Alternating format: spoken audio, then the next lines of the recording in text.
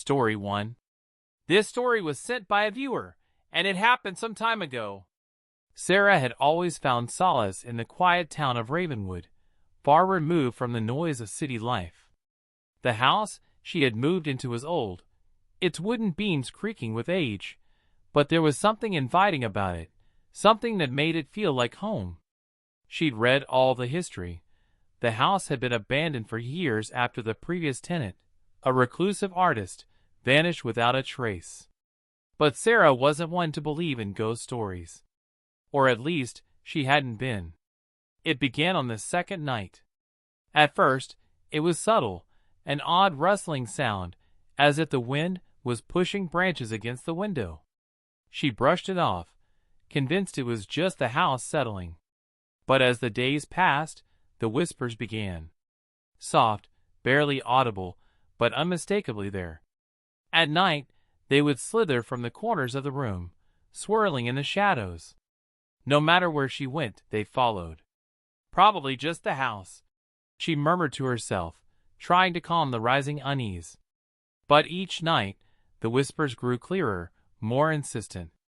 Sometimes, they were like a distant hum.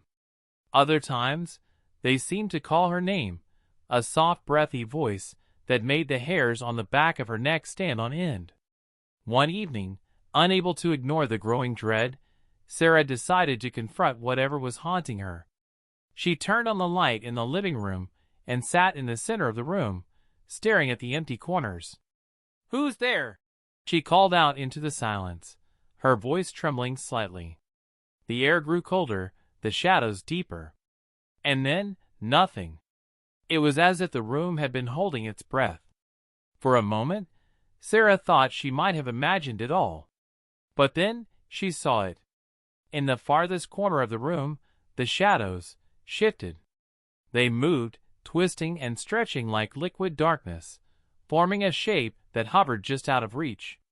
Her heart pounded as she took a step forward, but the shape retreated, melting back into the shadows. She froze, her voice caught in her throat. The whispers resumed, now louder, more frantic. And that was when she realized the shadows weren't just shadows anymore. They were alive. The following days blurred into one long, uneasy stretch of time. Sarah's nights were plagued by the same sinister whispers, each more urgent than the last. She tried to dismiss them. After all, it was just an old house. But the way the shadows moved, the way they seemed to watch her, made it impossible to ignore. One night, Sarah decided to get to the bottom of it. She couldn't keep living in fear. She needed answers. Her neighbor, Mrs. Kavanaugh, had lived in Ravenwood for decades and had a reputation for knowing everything about the town's history. If anyone knew what was happening, it would be her. "Mrs. Kavanaugh," Sarah said, standing on the porch the next afternoon, "I need to ask you about the house I moved into. I've been hearing strange things, and, well, I thought you might know something." The old woman's face shifted into an unreadable expression, her eyes narrowing as she studied Sarah. "It's a place of restless spirits," she said in a low voice. "That house has a history, you know. People have lived there for years, but something always drives them away." Sarah felt a chill creep down her spine. "What do you mean? What happened to the last tenant?" Mrs. Kavanaugh glanced over her shoulder, almost as if checking to see if anyone was listening. "A man named Samuel Blackwell lived there. He was an artist, reclusive. He vanished one night, just gone. No one ever figured out what happened. Some say he went mad, others say he saw something in that house, something he couldn't escape. I'd stay far away from there if I were you." As Sarah walked back to the house, the weight of Mrs. Kavanaugh's words lingered in the air, heavy and oppressive. She hadn't wanted to believe in ghosts, but now she wasn't so sure. Later that evening, she set up a camera in the living room, determined to capture whatever was happening. As she lay in bed, she heard it, the whispers, louder now, more distinct. They came from the same corner, the one where the shadows had first shifted. Suddenly, a figure appeared on the footage. It was dark, indistinct, but unmistakably there. It moved closer, inching toward the camera. Her breath hitched. It was watching her. Her stomach dropped. There was no denying it now. Sarah wasn't alone. The shadows weren't just whispers. They were something far worse. The next morning, Sarah felt the weight of the night's discovery pressing down on her. The footage, the figure in the corner, creeping closer. She couldn't shake the image from her mind. The house felt colder than ever. The shadows in the corner seemed darker, more alive, like they were waiting for her to make a move. She couldn't just run. She had to know. What was in that house? What was trying to make contact with her? With a newfound resolve, Sarah stood in the center of the living room, staring into the corners where the shadows lurked. "I know you're there," she said, her voice trembling but determined. "What do you want?" The room went still. For a moment, the house seemed to hold its breath. The whisper stopped. The air grew dense, suffocating, as though every inch of space was charged with something unspoken. And then, in a voice colder than the night, a whisper echoed from the darkness. "Leave, or become one of us!" Her heart pounded in her chest. The shadows began to shift, slowly at first, like a wave rolling across the floor. The temperature dropped sharply, her breath fogging in the air. Slowly, the darkness took shape. A figure emerged from the corner, its outline jagged and distorted, an amalgamation of twisted shadows. Its eyes, hollow, black, locked onto hers, freezing her in place. Who are you?" Sarah gasped, stepping back, but the figure followed, always one step ahead, closing in. The air grew unbearable, thick with the weight of 1,000 whispered threats. The figure stepped closer, its presence suffocating. She could feel it reaching out to her, its cold fingers grazing her skin, and her body screamed for her to run, but her legs refused to move. Suddenly, the figure lunged forward, a shadowy hand grabbing her wrist, pulling her toward the wall. Sarah screamed, but no sound escaped her mouth. The house shook violently as if it were alive, and then silence. The next morning, the house was eerily quiet, but Sarah was gone. The neighbors spoke of hearing faint whispers through the walls, and the house stood empty once more, abandoned once again.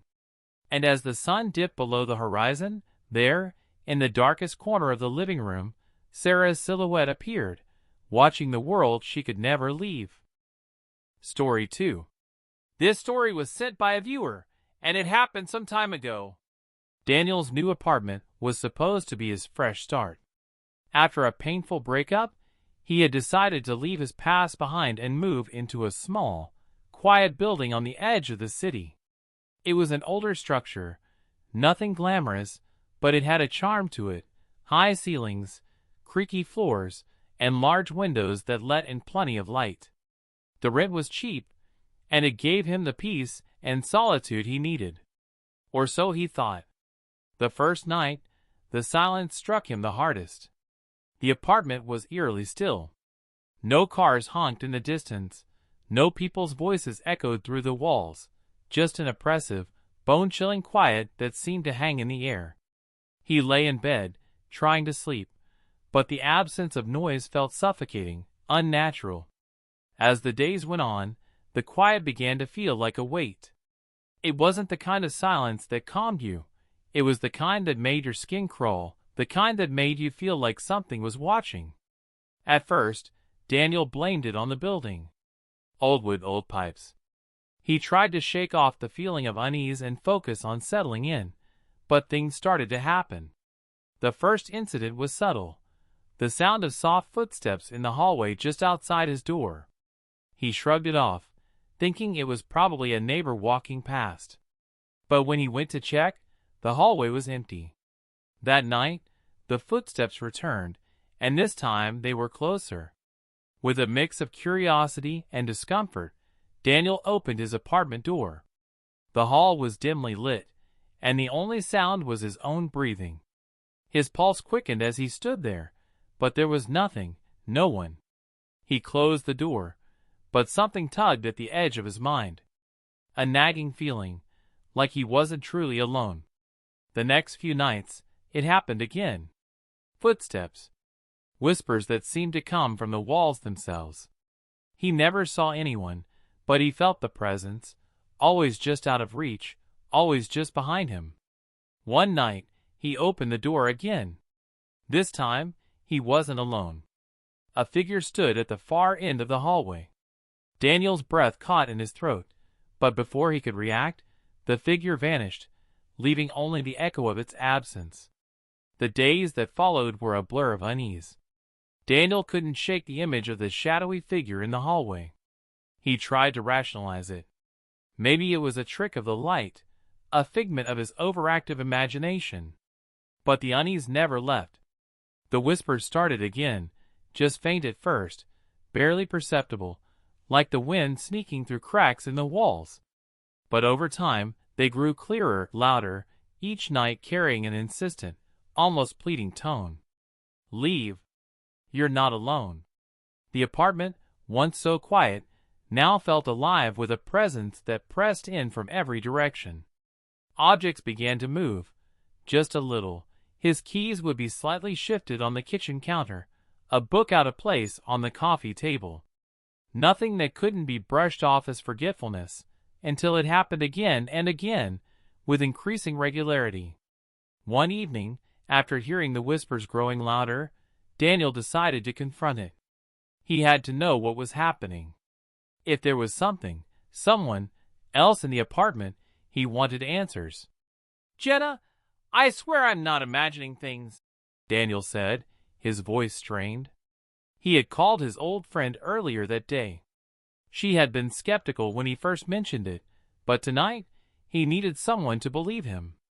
"I keep hearing things, feeling like I'm being watched. It's driving me crazy." Jenna's laugh was light, dismissive. "It's probably just the stress, Dan. You've been through a lot, moving here and everything. Maybe you're just adjusting." But Daniel couldn't just accept that. He knew the difference between stress-induced paranoia and the cold, unsettling presence that filled the room at night. The oppressive silence had grown too heavy, and he could feel it pressing on him, night after night. Later, after hanging up with Jenna, Daniel decided to stay awake. He watched the apartment in silence, every creak of the floorboards and every sigh of wind outside amplifying in his mind. As midnight passed, he heard it again, the footsteps, closer this time, slower and more deliberate. He rose from the couch, heart pounding, and opened the door. The hallway was empty, again. But this time, the silence felt even heavier, as though something was right behind him. The temperature dropped suddenly, and when he turned to look, he saw it. In the corner of the hall, the shadow was no longer a fleeting presence. It was standing there, watching him, unmoving. The figure had no face, only an empty, hollow shape, its form indistinct, as though it had no need for clarity. And then, without warning, it was gone. But the feeling of being watched lingered. The following days felt like an endless, slow-motion nightmare. Daniel's apartment no longer felt like a home, it felt like a prison. The figure in the hallway had returned each night, always watching, always standing just out of reach. The whispers, now more distinct, followed him everywhere. Leave, or stay forever. They slithered through the cracks, seeped into his thoughts, and filled the silence when nothing else could. Exhausted and terrified, Daniel knew he couldn't run anymore. The apartment had become a part of him, its presence intertwined with his own. He had to confront whatever this was, whatever was haunting him. That night, he placed a series of cameras around the apartment, hoping to capture something, anything, to explain the terror. He was shaking, but determination had overtaken fear. He couldn't live like this anymore. The recording would show him the truth, and maybe, just maybe, he would be able to make sense of the madness. As he sat on the couch, eyes fixed on the clock, The familiar coldness descended upon the room. The whispers began, but this time they were louder, clearer. "I am here, Daniel. You cannot leave." The words were sharp, taunting. The floor creaked under the weight of footsteps, and his heart raced.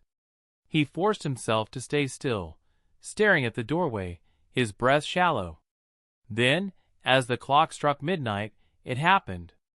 On the camera feed, he saw it.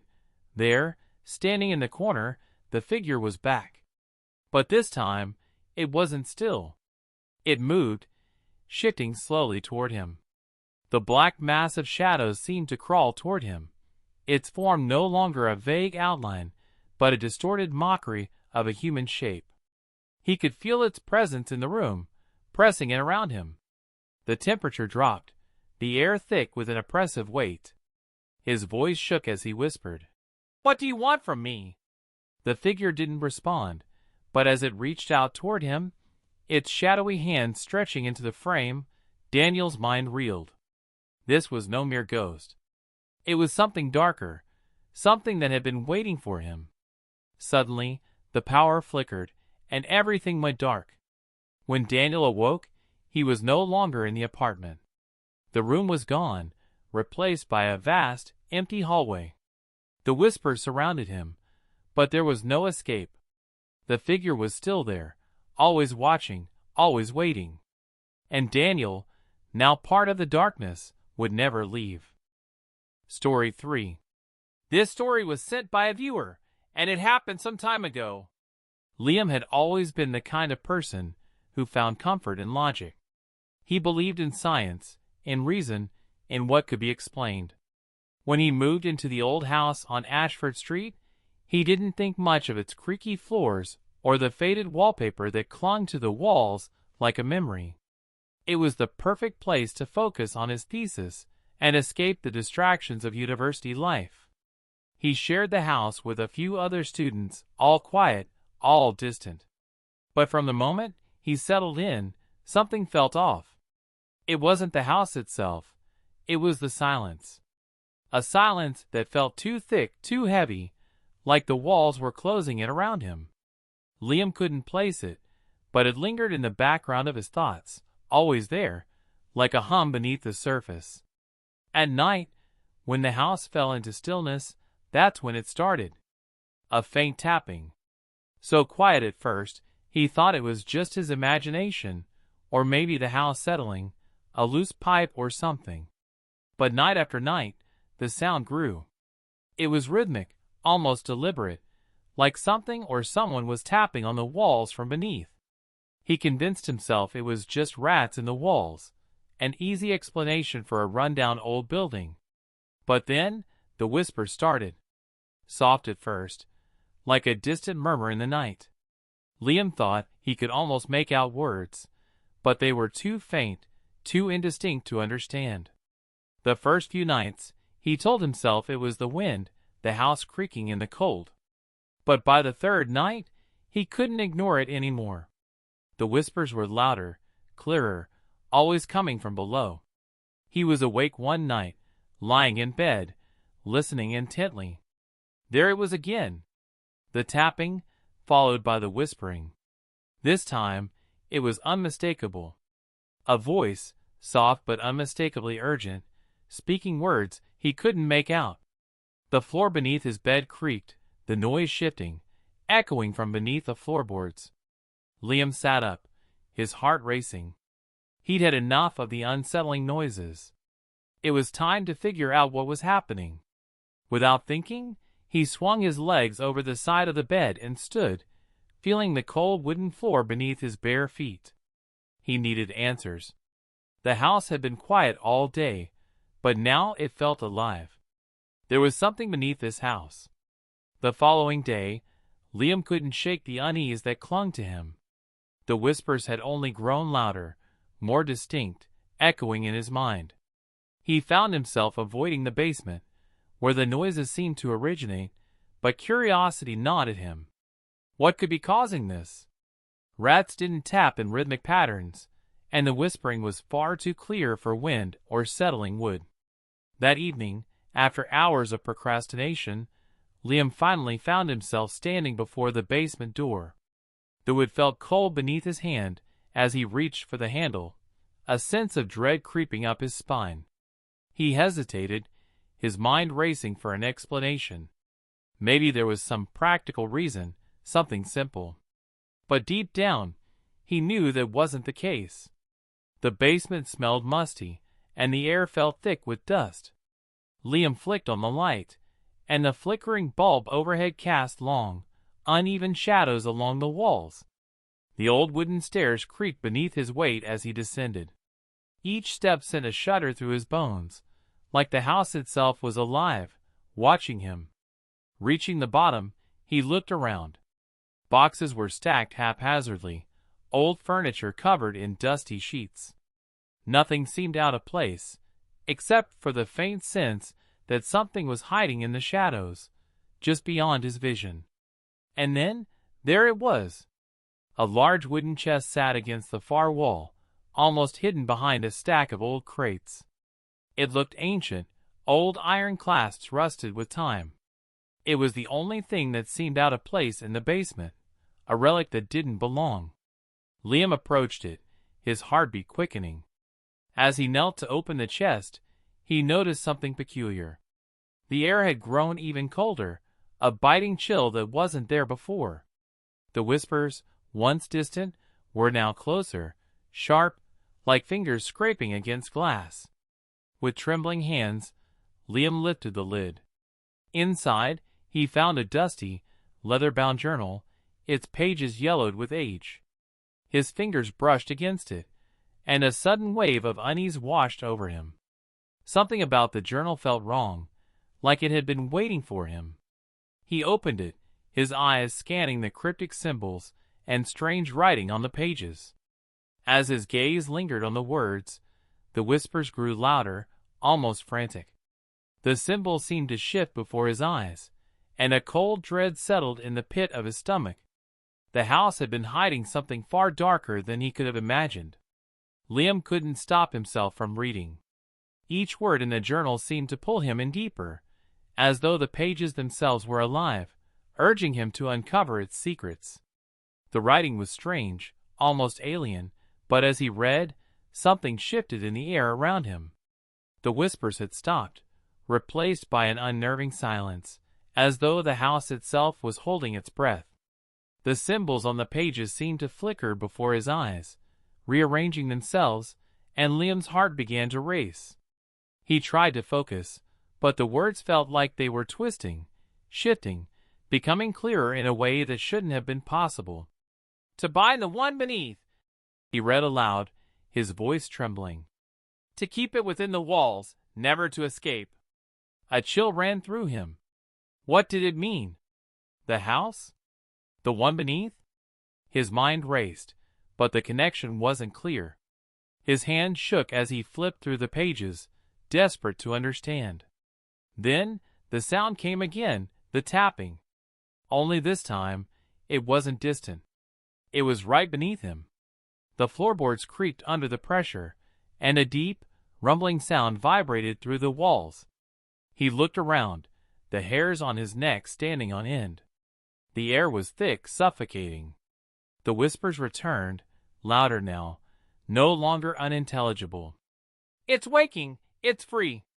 Liam slammed the journal shut, his heart pounding in his chest. He stumbled backward, realizing the noise wasn't just beneath the floor, it was inside the walls. Something was trying to escape. Something ancient, bound for centuries beneath the house. Suddenly, the house groaned. The floor beneath Liam's feet buckled, and the walls seemed to close in on him. The air turned freezing, a weight pressing down on him, making it hard to breathe. He turned to run, but the door to the basement had vanished. The walls seemed to pulse, shifting with unnatural life, as though the house itself was alive, feeding off his fear. In the corner of his eye, Liam saw it. The shadow. It stretched from the cracks in the floor, its form shifting and flickering like smoke. The creature's dark, hollow eyes locked onto his, and a voice, low and cold, whispered, "You read the words." Now you are ours." Before Liam could scream, the shadow lunged, engulfing him in darkness. The house had claimed another soul.